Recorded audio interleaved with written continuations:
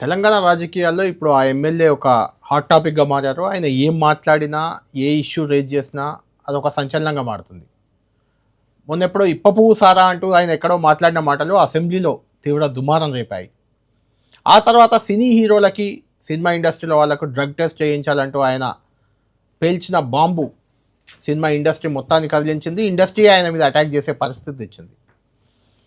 మొదటిసారి ఎమ్మెల్యే అయినా కూడా ఆయన తన చుట్టూ రాజకీయాన్ని తిప్పుకుంటున్నారా, లేకుంటే తన చుట్టూ సెన్సేషన్ క్రియేట్ చేస్తున్నారా, లేదంటే ఆయనే ఒక సెన్సేషనల్ అవుతున్నారా, కావాలని చేస్తున్నారా, నిజంగా ప్రజల కోసం చేస్తున్నారా?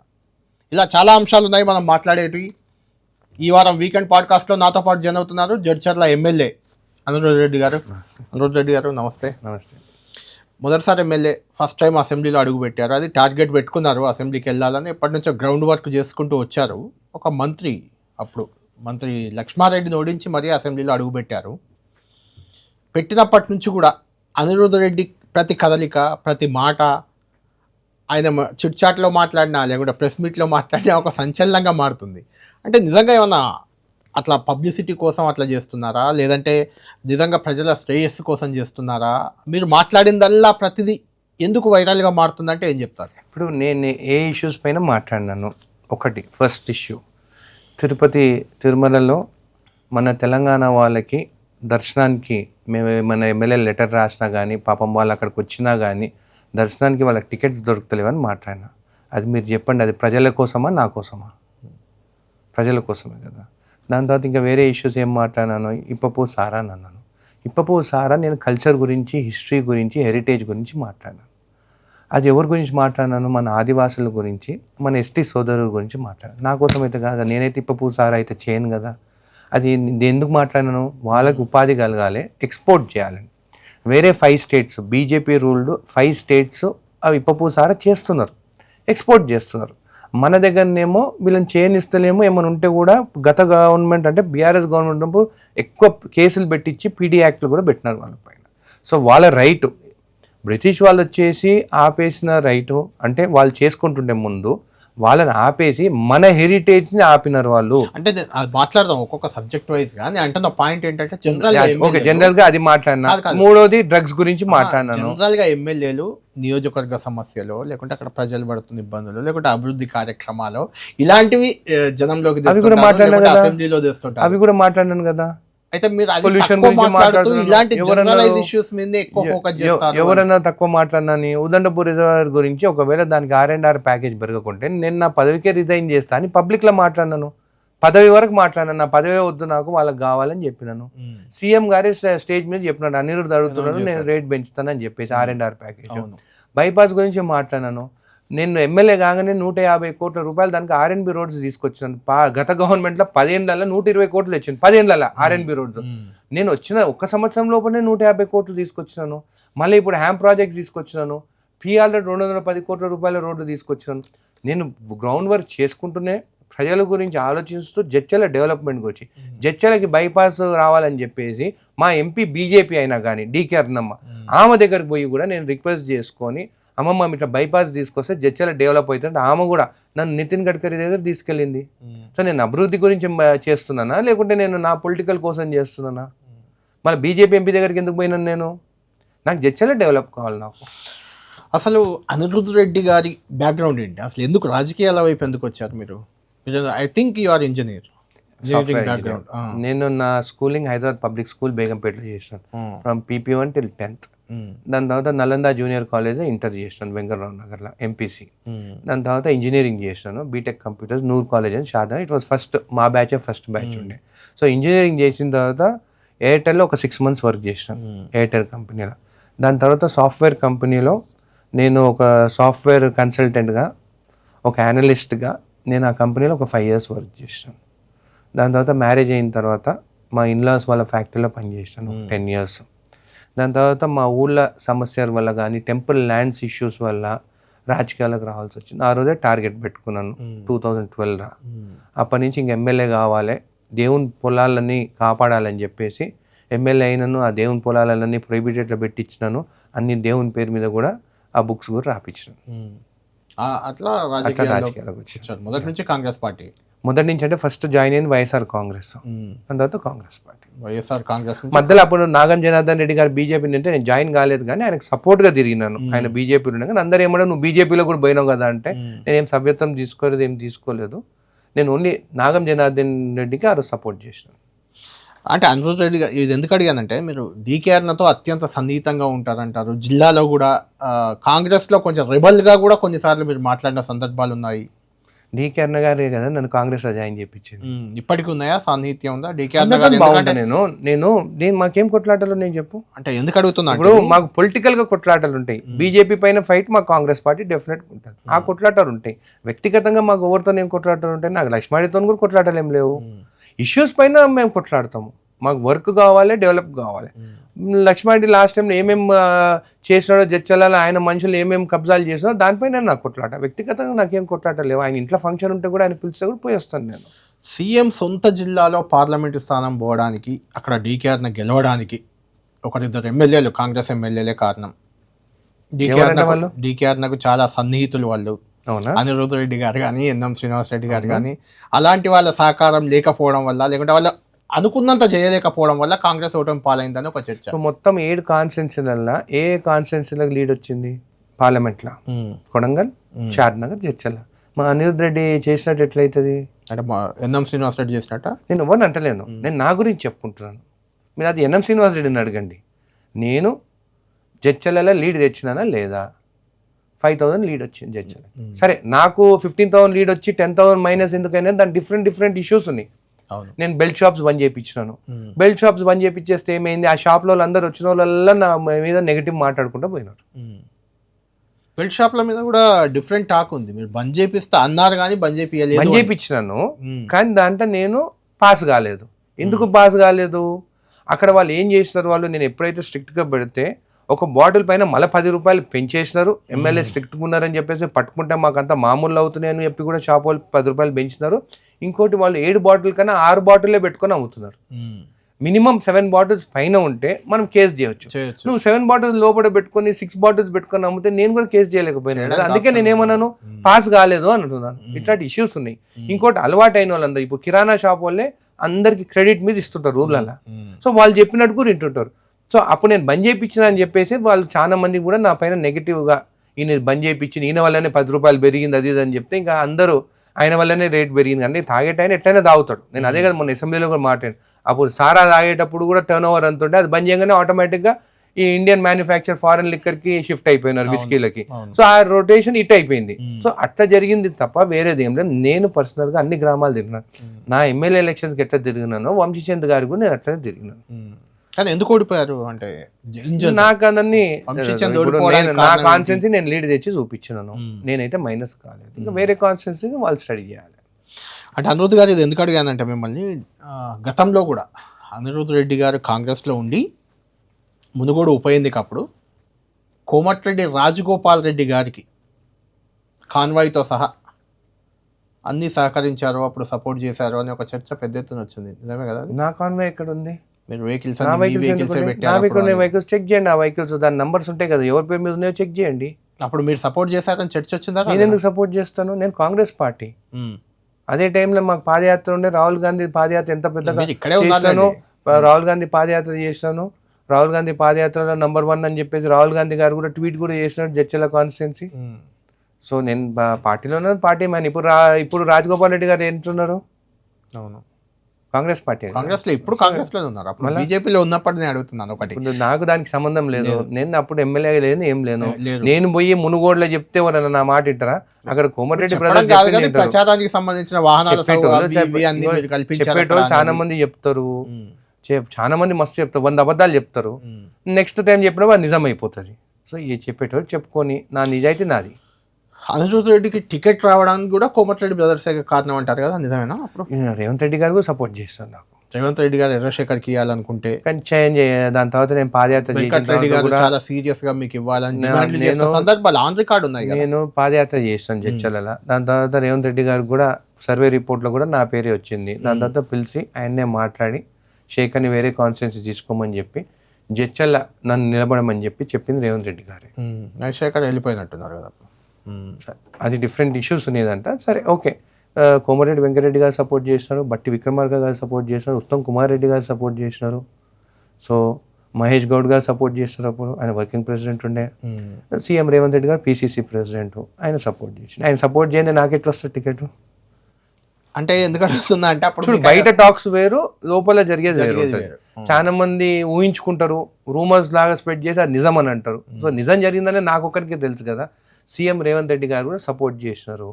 నాకు రాహుల్ గాంధీ గారిని కూడా జడ్చలకు తీసుకొచ్చినారు, మీటింగ్ పెట్టినారు.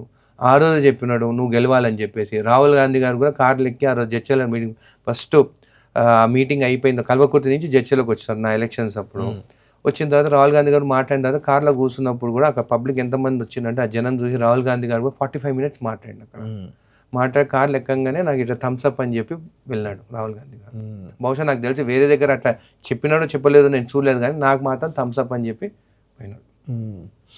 అయితే అనిరుద్ధ్ గారు, ఎందుకంటే మీరు ఆ తర్వాత ప్రభుత్వం వచ్చిన తర్వాత కూడా మీరు కొంత అసంతృప్తిగా కొంత మహబూబ్ నగర్లో ఇద్దరు, ప్రధానంగా మీరు ఇద్దరు, ఎన్ఎం శ్రీనివాస్ రెడ్డి, అనిరుద్ధ్ రెడ్డి ఇద్దరు పేర్లు వస్తుంటాయి. ఇప్పుడు 10-15 మంది ఎమ్మెల్యేలతో మీటింగులు పెట్టినట్టు రహస్యంగా. ఆ తర్వాత రీసెంట్గా కూడా కోమటిరెడ్డి రాజగోపాల్ రెడ్డి ఏదో మీటింగ్ 9 మందితో పెడితే అందులో కూడా మీరు ఉన్నట్టు ఇలాంటి చర్చ కొంత ఉంది. మీటింగ్ పెట్టారా లేదా? చాలా మంది ఎమ్మెల్యేలు మాట్లాడతారు, ఇది లోపల లేకుండా రూమ్లలో లేకుండా కార్ లోపల కూర్చున్నప్పుడు అద్దాలు ఎక్కించుకొని మాట్లాడతారేమో. కానీ నేను ఎన్ఎం శ్రీనివాస్ రెడ్డి గారికి మాత్రము మాకు ఏది ఉన్నా కానీ ఓపెన్గా మాట్లాడతాము. మేమేమి వెనకాల నుంచి చంపేటోళ్ళం కాదు, చేసేటోళ్ళం కాదు. ఏమన్నా తప్పు ఉంటే అక్కడనే మాట్లాడతాం. కొంతమందికి అది నెగిటివ్గా ఉండొచ్చు, కానీ మేము అనేది ఏంటంటే మేము ఏం మనసులో పెట్టుకోము, మేము ఓపెన్గా మీకు చెప్తాము ఏది జరుగుతుంది అనేది. చాలా మంది ఏముంటారు, పక్కన కూర్చొని డబ్బాలు కొట్టేటోళ్ళు ఉంటారు, అబ్బా నువ్వు గ్రేట్ అంటారు. ఓడిపోయిన తర్వాత ఏమంటారు, మనమే అడుగుతాం పక్కన వాళ్ళని, అరే తప్పు ఉన్నప్పుడు మీరు చెప్పొచ్చు కదా, మీరు చెప్తే మేము వింటాం కదా. నేను కూడా నా కార్యకర్త చెప్తాను, అరే తప్పు ఉంటే డైరెక్ట్ నా ముఖం మీద చెప్పండి ఇది తప్పు జరుగుతుందని చెప్పి. మీరు ఏం చెప్పుకోకుండా నేను హ్యాపీగా ఉండాలని చెప్పి మీరు అబద్ధాలు చెప్పుకుంటూ పోతే రేపు నష్టపోయేది మనమే. రేపు నేను ఓడిపోతే నా కార్యకర్తలు ఓడిపోయినట్టే కదా. ఇప్పుడు అందరు ఏం చేస్తారు, సీఎం గారి దగ్గర పోతారు, పోయి అబ్బా గ్రేట్ అని చెప్తారు. అసలు గ్రౌండ్లో ఏం జరుగుతుంది అనేది కరెక్ట్ చెప్తే సీఎం గారు కూడా చేంజ్ చేస్తాడు కదా. వీళ్ళందరూ ఏంటంటే మేము మంచిగా ఉండాలి, గుడ్ బుక్స్ ఉండాలి అంటారు. నేను అట్లుండను. ఇది తప్పు జరిగితే అన్న ఇది తప్పు జరుగుతుందన్న మీరు ఇంకోసారి చూడండి, but what ever your decision is final, CM decision is final. మేమైతే చెప్పాలి కదా. మీరు మీటింగ్ ఎందుకు పెట్టించారు అసలు? ఏది అప్పుడు ఏం లేదు, మాకు నిధులు కావాలి, కొన్ని ఇష్యూస్ పైన మాకు కాన్స్టిట్యున్సీకి నిధులు కావాలి, అందరం పోయి మనం రిక్వెస్ట్ చేసి మాట్లాడదామని చెప్పేసి మేము కూర్చోం. అదేం మీ సీక్రెట్ మీటింగ్ కాదు. సీక్రెట్ మీటింగ్ ఉంటే ఎక్కడో పోయి ఇళ్ళలో దాచుకొని డోర్ లాక్ వేసుకొని మాట్లాడతాం. ఓపెన్ గా హోటల్ ఆ రోజు వచ్చింది, ఆ రోజు అందరు అనుకున్నారు, కానీ ఓపెన్ గా హోటల్ లా కింద డైనింగ్ హాల్ లో కూర్చున్నాము. అది ఎట్లా తప్పు అవుతుంది చెప్పండి? సీక్రెట్ మీటింగ్ ఎట్లయితే? మీటింగ్ అయ్యాక మిమ్మల్ని సీఎం గారు పిలిపించారు కదా, పిలిపించి మీతో కూడా మాట్లాడారు, మీటింగ్ మాట్లాడారు. చెప్పినాను నేను, మాకు నిధులు కావాలి మా కాన్స్టిట్యున్సీకి, దాని గురించి మేము రిక్వెస్ట్ చేద్దామని పెట్టుకున్నాము. డైరెక్ట్ సీఎం ని అడగచ్చు కదా. అందుకే అందరూ ఇది డెమోక్రసీ, ఒక్కరు అడిగితే పని కాదు, 10 మంది అడిగితే పని అవుతుంది. కాన్స్టిట్యున్సీలో కూడా అంతే కదా, అందరు చేస్తేనే ఓట్లు వేస్తే మేము గెలుస్తాం, ఒకరితోనైతే కాదు కదా. సీఎం పై ఒత్తిడి దించే రిక్వెస్ట్ అని చెప్పినాను కదా. రిక్వెస్టే. మరి సఫలమయ్యారా అది? ఆ మీటింగ్ తర్వాత మీకు నిధులు అవి వచ్చేసాయి? నాకైతే ఇప్పుడు వేరే కాన్సెన్స్ అన్నిటికైతే SDFs ఇచ్చినారు, మళ్ళీ మొన్న 5 కోట్లు ఇచ్చారు. ఎన్ఎం శ్రీనివాస్ రెడ్డి గారు మాట్లాడినారు కదా, 25 కోట్లు ప్రతి కాన్స్టిట్యున్సీకి ఇస్తే మేము డెవలప్మెంట్ కలెక్టర్ అకౌంట్లో డిపాజిట్ చేస్తే మేము పోయి ఏ గ్రామాలలో ఏం కావాలో మేము పోయి ఇవ్వగలుగుతాం కదా.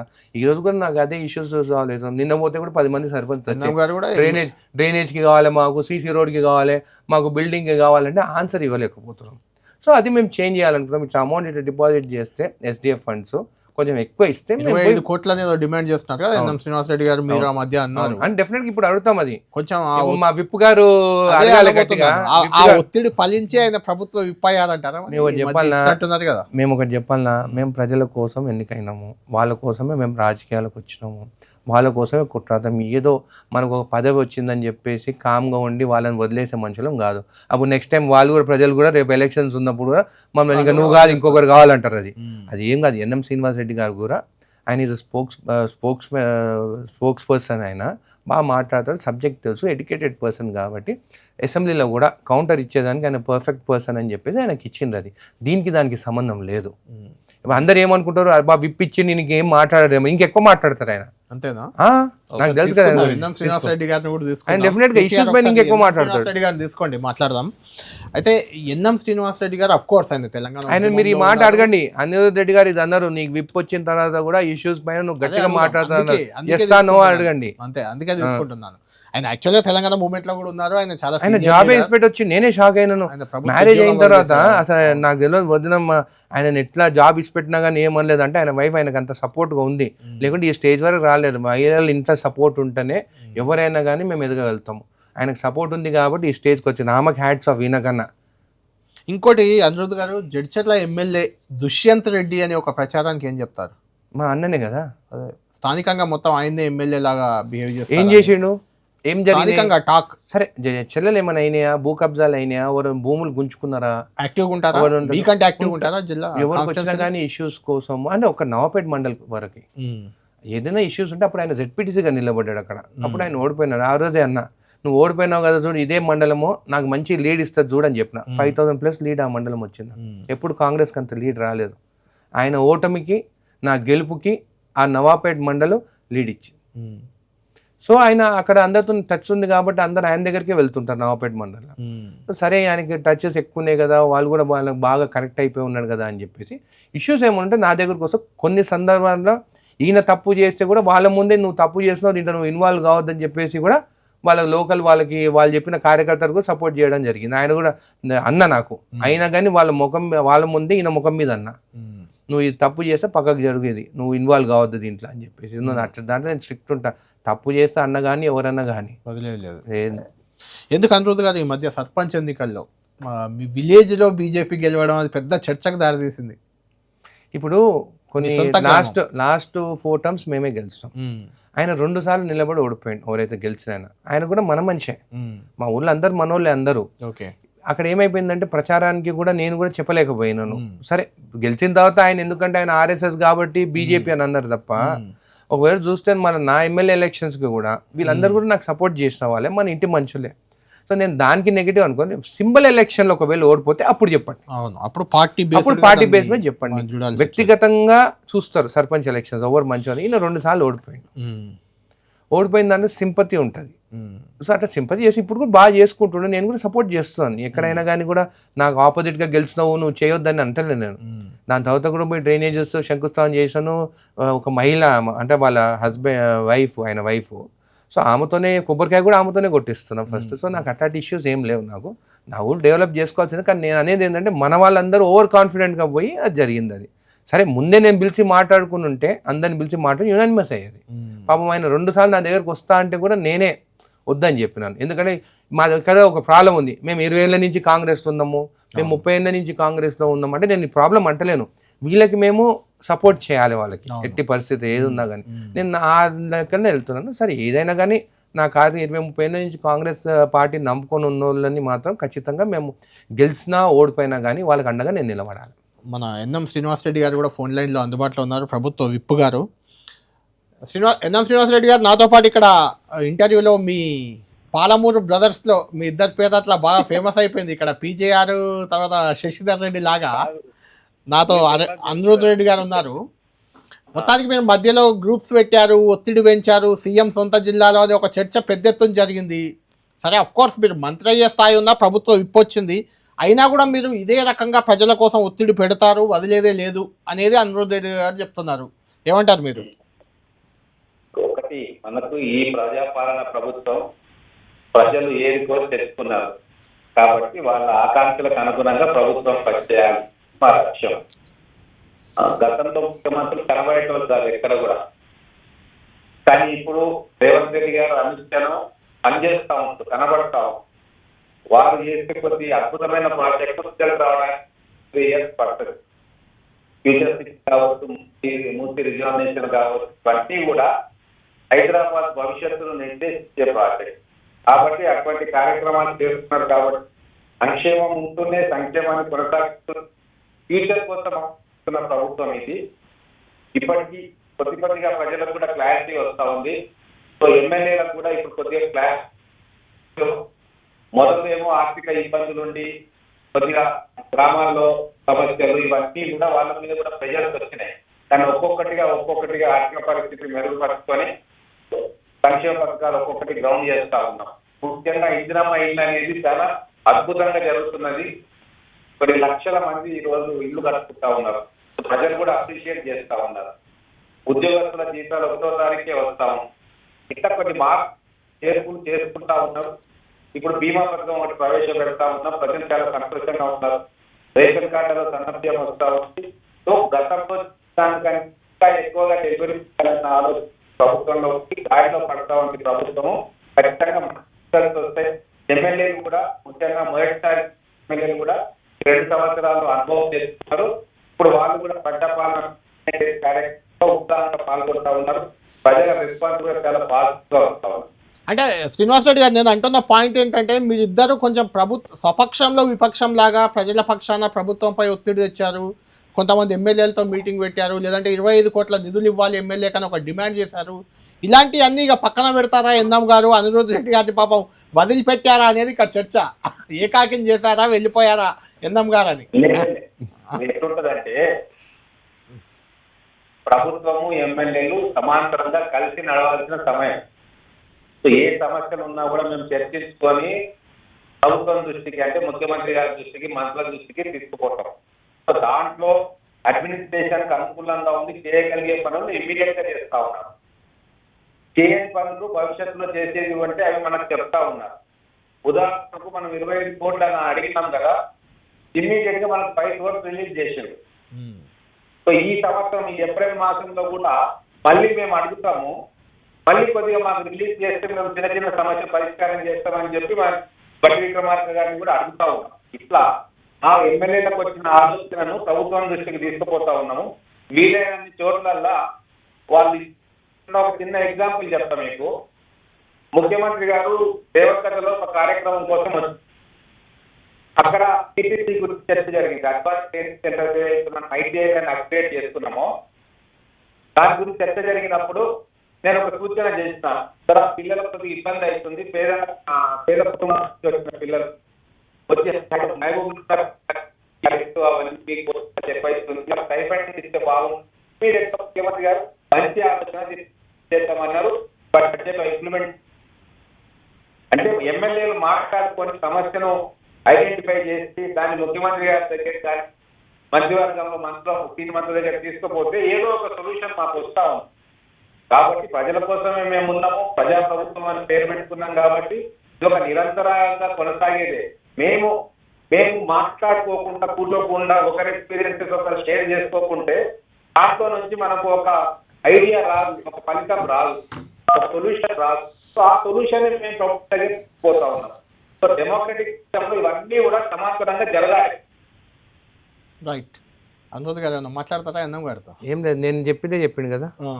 ఇప్పుడు నేనేం మాట్లాడలేదు, మీరేం క్వశ్చన్ అడుగుతారని. నేను ఏదైతే చెప్పినానో ఆయన కూడా అదే చెప్పిండు కదా మా ఎన్నమన్న.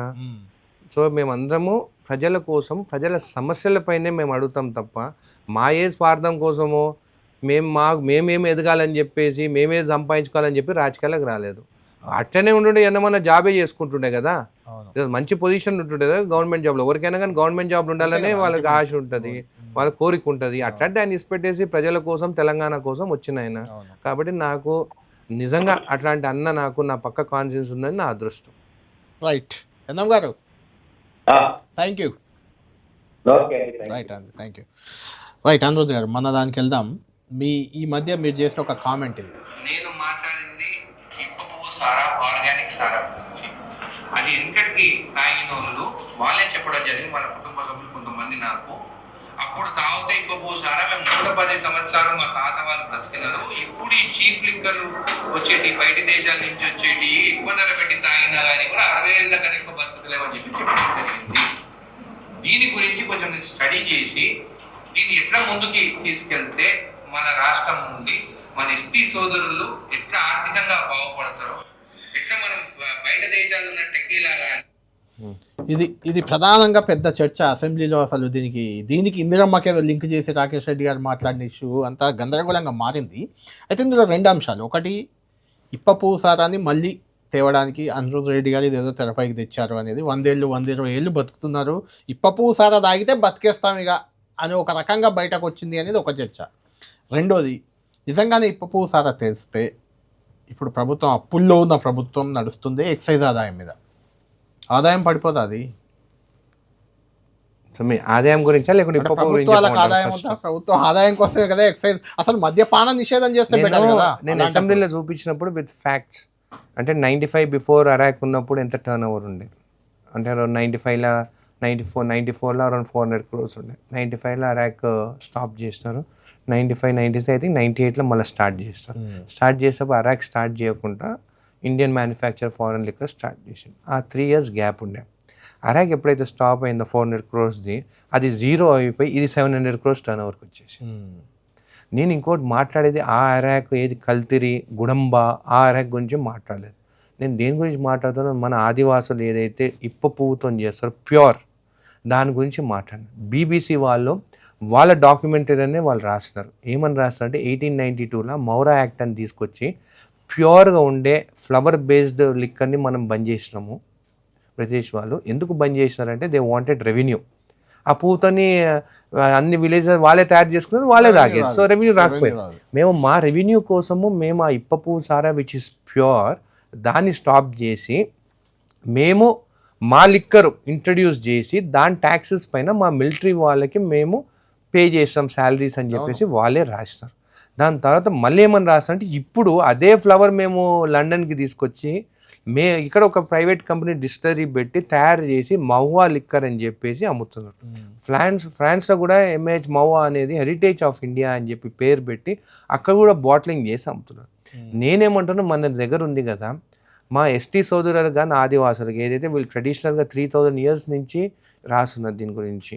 చాణక్యుడు కూడా ఫస్ట్ ఎక్సైజ్ లా తీసుకొచ్చింది చాణక్యుడే స్టార్ట్ చేసిండు ఇవన్నిటిపైన లా, ఎక్సైజ్ లా మీద చాలా రీసెర్చ్ చేశారు. పువ్వు కాదు, హౌ టు మేక్ ఎకనామికలీ అంటే ధనవంతులని మన ఎస్టీ సోదరులని వీళ్ళని ఎట్లా చేయాలని ఆ స్టడీ పైన ఇది తీసుకొచ్చినారు. సో నేనేమంటానంటే గోవాలో చేస్తున్నారు ఫెన్నీ అని, వేరే దేశాల నుంచి వచ్చి ఆ క్యాష్యూ నట్ డ్రింక్ తాగుతున్నారు. ఈరోజు మహారాష్ట్రలో చేస్తున్నారు ఇప్ప పువ్వుతోని, దాని తర్వాత జార్ఖండ్లో చేస్తున్నారు, మధ్యప్రదేశ్ వాళ్ళు ఎక్స్పోర్ట్ చేస్తున్నారు. ఇంకా మధ్యప్రదేశ్ వాళ్ళు ఎట్లా చేస్తున్నారు వాళ్ళది ఎక్సైజ్ పాలసీస్ అన్ని నేను ఎక్సైజ్ పాలసీస్ చూపించాను అసెంబ్లీలో. వాళ్ళు ఎక్విప్మెంట్ డైరెక్ట్ ఎస్టీలకు ఇస్తున్నారు, ట్రైబల్స్కి ఇచ్చి వాళ్ళతో తయారు చేయించి ఆ బాటిలింగ్ చేసి మళ్ళీ వైన్ షాప్ త్రూ అమ్ముతున్నారు. సో బ్యాక్ టు బ్యాక్ వాళ్ళకి గవర్నమెంట్కి రెవెన్యూ వస్తుంది, ఆ ట్రైబల్స్కి కూడా రెవెన్యూ వస్తుంది. సో నేనేమంటానంటే మొత్తం వరల్డ్లో ఎన్ని కంట్రీస్ చూసినా కానీ కూడా చైనా కానీ జపాన్ కానీ ఫ్రాన్స్లో కోనియాక్ ఫేమస్, వాళ్ళు గ్రేప్స్తో చేస్తారు. అట్లా ఒక్కొక్క కంట్రీ వాళ్ళ డ్రింక్ వాళ్ళ హెరిటేజ్ వాళ్ళ కల్చర్ ఉన్న డ్రింక్ని ప్రమోట్ చేసి 100 కోట్లు 1000 కోట్లు లక్షల కోట్లు ఆదాయం తెచ్చుకుంటున్నారు. మన దగ్గర పెట్టుకుంది వాళ్ళు బంద్ చేసింది, మనం ఎందుకు కంటిన్యూ కావాలి, మనం కూడా స్టార్ట్ చేసి వరల్డ్ మార్కెట్లో పెడదాము. వీళ్ళ బాటిలింగ్ చేసి నేను ఇక్కడ తెలంగాణలో అమ్మండి తాగండి అని అంటలేను, నేను బాటిలింగ్ చేసి బయటి దేశాలకు పంపిస్తాము, యూరోపియన్ కంట్రీస్కి పంపిస్తాము. దీనికి మెడిసినల్ బెనిఫిట్స్ ఉన్నాయి, దీనికి యాంటీ క్యాన్సర్ యాంటీ ఆక్సిడెంట్, ఇది దీంతో నీకు మోకాలు నొప్పులు రావు. ఇంకోటి నేను సారా అనేది ఒకటే అనలేదు, మీరు సారా అనగానే అందరూ ఏమనుకుంటారు దేశీ లిక్కర్ చీప్ లిక్కర్ అంటారు. సారా is just a word of మద్యం, అంతే, ఆల్కహాల్ అన్నట్టు. విస్కీ కూడా ఆల్కహాలే. విస్కీ అని అబ్బా విస్కీ స్కాచ్ అని గొప్పగా మాట్లాడతారు, మన భాషలో ఉండే సారాని మాత్రం చీప్గా మాట్లాడుతున్నారు. ఏమనంటే తాండలలో వీళ్ళంతా చీప్ లిక్కర్ చేస్తారు, దానివల్ల చచ్చిపోతున్నాము అంటారు. ఎందుకు వాళ్ళకి ఈ బ్యాడ్ నేమ్ వచ్చింది? కల్తీ జరుగుతుంటది, కల్తీని పట్టుకోండి. ఇప్పుడు కల్తీ ఈ విస్కీ కల్తీ జరుగుతలేదా? విస్కీ బాటిల్స్ కల్తీ వస్తలేదా? ఏది కల్తీ వస్తలేదు? కల్తీ లేదు. మొన్ననే మీరు చూసినావు కదా ఆంధ్రప్రదేశ్లో మిల్క్ కల్తీ చేసిన ఎంతమంది చనిపోయినారు అనేది, ఆఖరికి పాలు కూడా కల్తీ చేస్తున్నారు కదా. ఒకవేళ గ్రీన్ సిగ్నల్ ఇస్తే ఏమన్నా అనిరుద్ రెడ్డి ఇప్ప పువ్వు సారా ఏమన్నా ప్రమోట్ చేసే 100% వాళ్ళ కోసం ప్రమోట్ చేస్తాను. బిజినెస్ చేస్తారా? నేను ఒకటి క్లారిటీతో చెప్తాను, నేను ఏం నా దగ్గర డిస్టిలరీ పెట్టాలని చెప్పి ఆలోచన లేదు. నేను పెట్టాలి మళ్ళీ డిస్టిలరీస్ పెట్టి ఆ రోజు చేసిన తప్పు ఇప్పుడు చేయొద్దు. ఆ రోజు ఏం తప్పు చేసినారు? ఇవన్నీ బంద్ చేపించేసి డిస్టిలరీస్ కానీ కింగ్ ఫిషర్ కానీ ఇట్లాంటివి తీసుకొచ్చి వాళ్ళని ప్రమోట్ చేసిండ్రు. ఈరోజు నేను ఏమంటున్నాను, వీళ్ళని సెల్ఫ్ హెల్ప్ గ్రూప్స్ వల్ల ఆ ట్రైబల్స్ని కానీ ఎస్టీ సోదరులను పెట్టి వాళ్ళని గ్రూప్గా చేసి ఒక్కొక్క యూనిట్ వాళ్ళతో పెట్టియాలి. పువ్వు వాళ్ళు తెచ్చేటట్టు, డిస్టిలరీ వాళ్ళతోనే చేయించేటట్టు, బాటిలింగ్ వాళ్ళతోనే చేయించేటట్టు, ఇట్లా 3 phases చేయించి సేల్స్ గవర్నమెంట్ మనం ఎక్స్పోర్ట్ చేయాలి. ఆ ప్రాఫిట్తో మళ్ళీ వాళ్ళ పిల్లలకి ఎడ్యుకేషన్ కోసమే యూజ్ చేయాలి.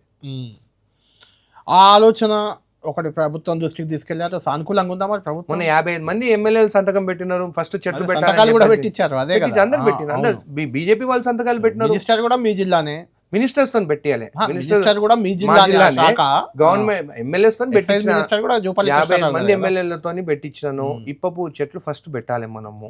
ఆ చెట్లకి పెస్టిసైడ్స్ అవసరం లేదు, డ్రాట్ ఏరియాలో పెరుగుతుంది, నీకేం స్ప్రే అవసరం లేదు, యూరియా అవసరం లేదు, ఆర్గానిక్. అది ఇది ఒక్కటే కాదు కదా, నేను ఏమంటున్నా దాంతో ఎసెన్స్ తీద్దామంటున్నా. ఇప్ప పువ్వు సారాన్ని తెచ్చేంత వరకు అనిరుద్ధ్ రెడ్డి సారా ఒకటే కాదు, ఇప్ప పోరాటం నేను ఫైట్ చేస్తాను, రిక్వెస్ట్ చేస్తూనే ఉంటాను. ఇప్ప పువ్వుతోని ఎసెన్స్ తీద్దామంటున్నాను, చాక్లెట్ చేద్దామంటున్నాను, కేక్ చేద్దామంటున్నాను. దాంతో ఒకటే కాదు కదా, సోప్స్ చేద్దామంటున్నాను. సో డిఫరెంట్ చేయవచ్చు. ఆ చెట్ల నుంచి ఏవో చెత్త చెట్లు పెట్టి పప్పు మీద చాలా బిజినెస్ ఐడియాలు ఉన్నట్టున్నాయి మీకు. వాళ్ళ కోసం ఆదివాసులను ఎట్లా ప్రమోట్ చేయాలి. ఇప్పుడు నేను ఏం చేస్తున్నా, ట్రైబల్స్ తో చేపిస్తారు. హనీ ఫ్రమ్ ట్రైబల్స్ అంటారు. మన ప్రోడక్ట్ బెస్ట్ ప్రోడక్ట్ మన అడవుల్లో దొరికేది. కానీ మన బాటిలింగ్ ఎట్లుంటది, బాటిలింగ్ చీప్ గా చేస్తారు. బయట దేశంలో ఏం చేస్తారు, వాళ్ళ product cheap, waste, spirit, bottle మాత్రం పెళ్లి కొడుకు లాగా తయారు చేస్తారు.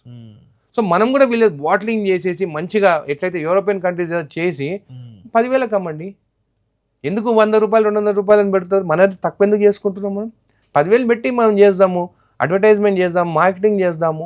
ఆ ప్రాఫిట్తో వాళ్ళ పిల్లల భవిష్యత్తు మారుతుంది కదా. అనిరుద్ధ్ రెడ్డి గారు, ఆదివాసీలు ట్రైబల్స్ చేస్తున్న చాలా ఉన్నాయి. వాళ్ళ చేతి కళలు కానీ లేకపోతే బొమ్మలు కానీ రకరకాలే.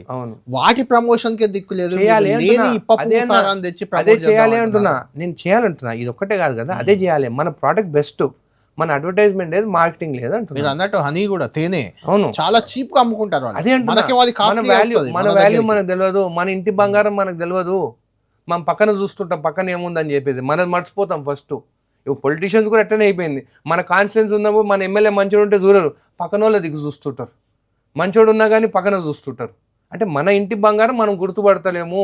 అది మనం ఎప్పుడైతే మనకు తెలుస్తుందో, రియలైజ్ అవుతుందో, డెఫినెట్గా మనం సక్సెస్ అవుతాం. ఎంత టర్న్ ఓవర్ ఎంత రావచ్చు ఇదంతా మీకు ఒక ఐడియా కూడా వచ్చి ఉంటుంది కదా. టర్న్ ఓవర్ గురించి చేయలేదు. ఇప్పుడు మెక్సికోలో వాళ్ళు ఎప్పుడు 1800s ఇప్పుడు 3 బ్యారెల్ పంపించినారు ఏది అమెరికాకి.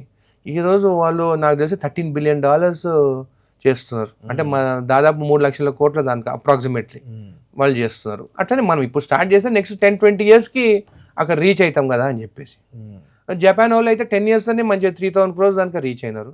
మన ఇండియాలో మన ప్రోడక్ట్ ఆర్గానిక్ కాబట్టి మనం అట్లా 5 years కూడా రీచ్ కావచ్చు. ఇంకా 2 శాఖలు ఖాళీ ఉన్నాయి మంత్రివర్గంలో. ఇప్పపు శాఖ అని ఒకటి పెట్టి మీకు ఇస్తే బెటర్. వాళ్ళు ఎందుకు అంత ఇప్పపు శాఖ అనేది ట్రైబల్స్ వాళ్ళకి ఇవ్వండి, వాళ్ళకి ఇచ్చి చేస్తే వాళ్ళకే తెలుసు.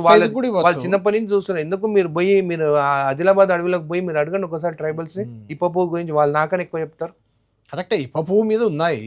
వాళ్ళ తాతలు దాగి నిజంగానే 100 ఏళ్ళు బతికిందా లేదా వాళ్ళని అడగండి, వాళ్ళే చెప్తారు. పబ్లిక్ లో పోయి వాళ్ళని అడగండి. అంటే ఇప్ప పువ్వు అనే కాదులేండి, దాని ప్రోడక్ట్స్ మంచిదా కాదా, దాంతో బెనిఫిట్ ఏందనేది వాళ్ళనే అడగండి. ఇప్ప పువ్వు సారా మీదకి వెళ్ళి మీరు ఇంకా కొంచెం అడ్వాన్స్ అయ్యి మళ్ళీ డ్రగ్స్ వైపు వచ్చారు. అది కూడా ఒకటి మీకు వినిపిస్తాను. గత 2-3 రోజుల నుండి నా పైన ట్వీట్లు కానీ సోషల్ మీడియాలో కానీ మీ పొలిటీషియన్స్ పైన లై డిటెక్టర్ పెట్టాలా, అది పెట్టాలా అని చెప్పి కొంతమంది చెప్పడం జరుగుతుంది. నేను ఒకటే అడుగుతున్నాను, ఈరోజు తెలంగాణలో ఒక తెలంగాణ ఎమ్మెల్యేగా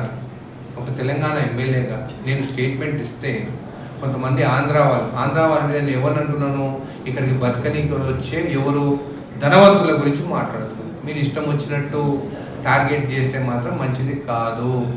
ఎవరైతే జాబ్స్ చేసుకుంటా మిడిల్ క్లాస్ ఫ్యామిలీ కానీ అలాంటి వాళ్ళైతే పాపం వాళ్ళు ఇక జాబ్ చేసుకుంటారు, మమ్మల్ని గౌరవిస్తారు, మాకు రెస్పెక్ట్ ఇస్తారు. కానీ చాలా మంది ఇంకా చీప్గా మా తెలంగాణ వాళ్ళని చూస్తారు. కొంతమంది ఏమో లై డిటెక్టర్ పెట్టాలి తెలంగాణ వాళ్ళ పైన, కొంతమంది ఏమో మీరు ఏం టెస్టులు చేసుకుంటారని కూడా హైదరాబాద్లో ఉండి మమ్మల్ని అడుగుతున్నారు.